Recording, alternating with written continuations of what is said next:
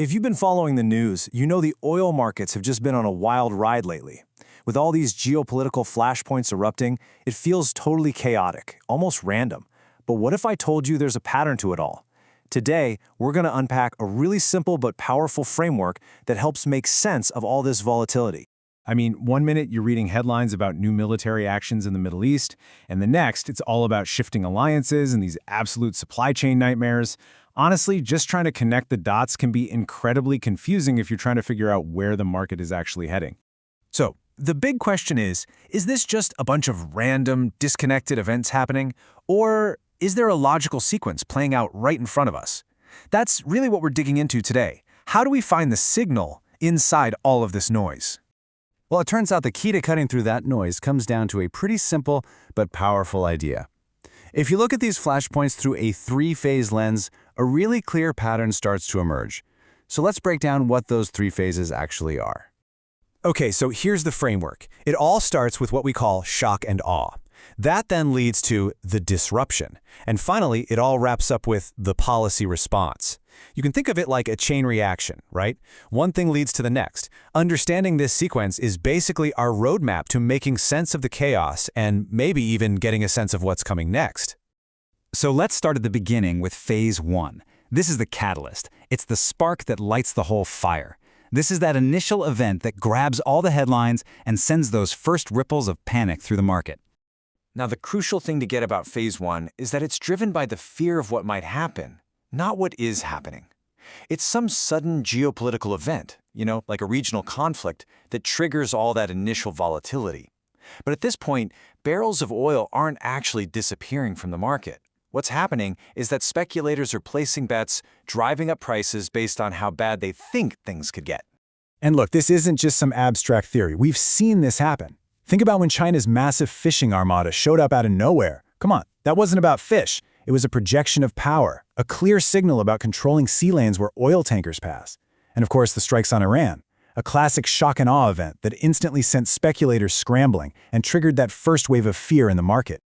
So that speculative fear from phase one, well, it pretty much inevitably leads us right into our second phase, the disruption.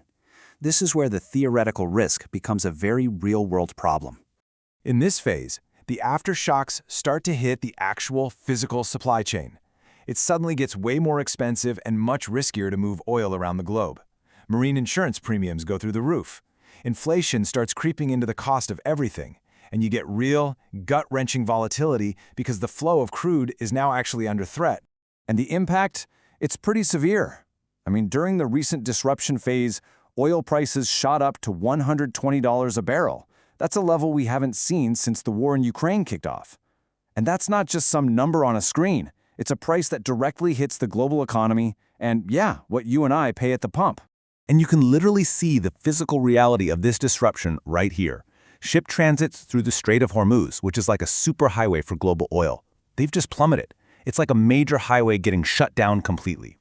When the flow gets choked off like this, you know you're in a full-blown phase two disruption. All this chaos, of course, leads to our final phase. After the initial shock and the very real disruption, governments and major institutions, they have to step in. This is the strategic reaction. This is the long game. So phase three is really all about strategy. Nations start scrambling, looking for ways to bypass the trouble spots, to secure new energy sources, and to forge new alliances, all to bring some stability back. It's a very deliberate, calculated response aimed at regaining control and hopefully preventing the next crisis.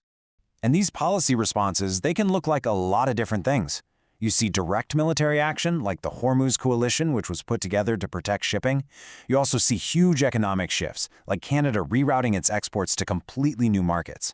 And underneath it all, there's this constant diplomatic chess match, as new alliances are formed that can totally reshape the global energy map. Okay, so we've walked through all three phases: shock, disruption, and policy response. But, so what? What does it all mean? Why is looking at the world through this lens so important right now? Well, here's the most important point of all this. This isn't a history lesson. We've already lived through the shock and the disruption. The big takeaway here is that, according to this framework, we are in the middle of phase three, the policy response. So let's just quickly recap the whole sequence. Phase one was that geopolitical flare-up, like the strikes on Iran. That led directly to Phase 2, the market disruption, which saw oil hit $120. And now we're deep in Phase 3, the strategic response. With things like the Hormuz coalition being formed, you can see that clear logical progression. It all connects. And that's what makes this framework so powerful. This isn't just about understanding what just happened. It's a tool, an analytical tool that you can use going forward. The next time you see some big geopolitical headline, you can ask yourself, is this a Phase 1 shock, or are we seeing a Phase 3 policy response taking shape? And that brings us to the critical question for today. Since we are in the policy phase, this time of strategic realignment, the moves being made right now are literally setting the stage for the next decade. So the question I want to leave you with is this. As all this plays out, what new partnerships and new power dynamics are going to emerge from this turmoil to define the future of global energy?